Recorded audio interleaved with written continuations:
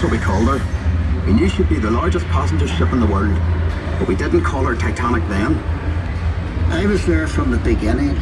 I watched the ship lay the keel blocks. They set big wooden blocks on the slipway to start with. Then the keel at top of it, like a backbone, and the frames attached to that, like a skeleton. Workshops everywhere. It took weeks to find your way around. There'd be workshops of every trade you ever heard of. Painters, sailmakers, coppersmiths, boiler makers, cabinet makers. I even learned a bit about French polishing of them. Harlem was a fine place to work, but dangerous. Every ship cost a life, and there'd be lots of injuries besides. I was in the engine works for a while. Very well equipped it was. That's where we built the triple expansion engines. 2 of them, each as high as a 3-story house. I worked in the frame bending shop. You had heat steel beams in the furnace, then hit them onto slabs of cast iron and hammer them curved. It was skilled work. You had to bend them more than you needed because the frame straightened out a little when it cooled. The shell plates that made up the hull weighed up to 4.5 tons. They were taller than the da. The plates were overlapped on the edges. Some were raised, one after another.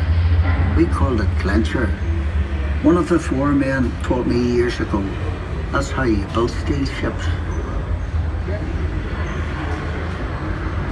I worked as a heater boy. You had to heat the rivets on a wee plate. You pump the bellows till the rivet was white hot. Then you get a hold of it with your tongs and throw it up to the catcher. And he put it in the hole in the plate with the holder up.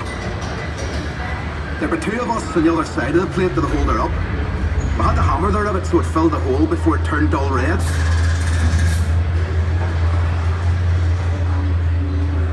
The double bottom. That's a wee space we called the tanks, made up of steel plates. The rest of the rivet squad all had to fit into that gap. One of the foremen would check each rivet with a special hammer.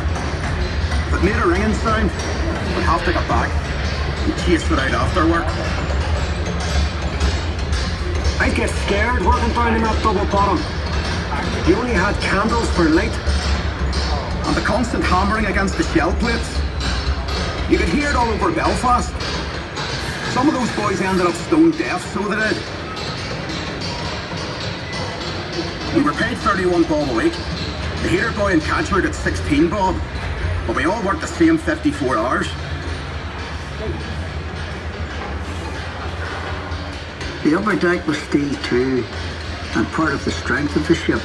There's no straight lines on a ship, and when you look down the weather deck, you could see the shear of the hull, the stopped her flexion at sea. The stern frame had to be strong enough to take the rudder turning in heavy seas. You'd have all these timbers and guy wires to steady the frame, and men scurrying around like ants underneath. When we came to launch day, I was torn between pride and fear. The standing ways were coated in tallow, train oil and soft soap.